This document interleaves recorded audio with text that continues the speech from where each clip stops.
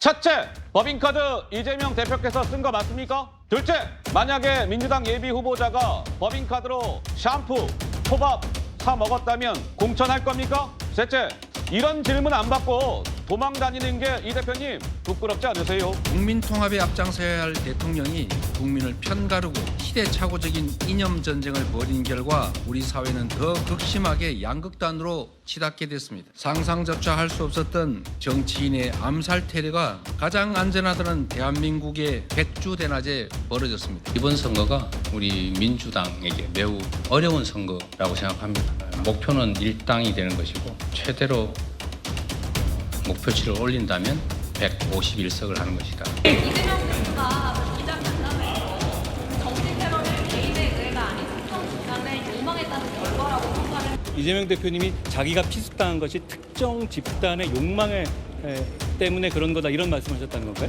정말로요? 믿겨지지가 않는데요. 테러는 범죄고 테러로 정치 장사를 하면 안 된다고 생각합니다. 그 논리라면 배현진 의원에 대한 테러는 특정 집단이 그럼 민주당의 욕망 때문에 일어난 겁니까? 그런 식으로 테러를 앞에 두고 정치 장사를 하는 것은 국민을 굉장히 실망시키는 것이라고 생각합니다. 기자회견에서 청산해야 할 건 운동권이 아니라 검사 독재라고 주장을 했는데 어떻게 생각하십니까? 그냥 아무 말이나 막 하시는 것 같은데. 첫째, 법카 본인이 쓴 거 맞습니까? 둘째, 만약에 민주당의 어떤 후보, 예비 후보자가 기업이든 국가든 법카를 자기 샴푸 사고 초밥 사 먹고 자기 와이프한테 주고 이렇게 쓴 게 드러났다.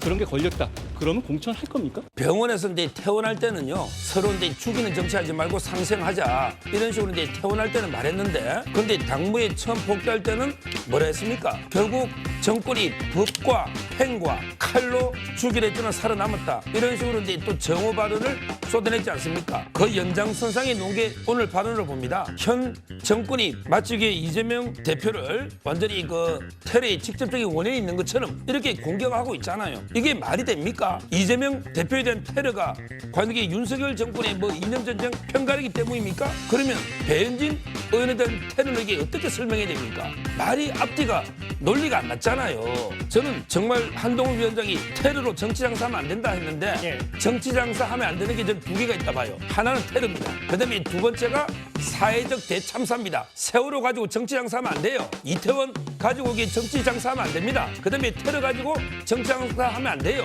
정말 민주당이나 이재명 대표 이런 식으로 테러나 참사를 정치 장사 이용하지 마라. 민주당 공관위에서 5대 배제 기준이 있잖아요. 네, 거기에 보면 이제 그 직장 갑질이 있거든요. 직장 갑질? 거기에도 해당되고요. 그다음에 어제 그 기준을 보니까 민주당에 부패 범죄가 있더라고요. 예. 거기에도 해당됩니다. 이거 심각합니다. 나라 돈을 이렇게 국고를 횡령한 이런 게 범죄입니다.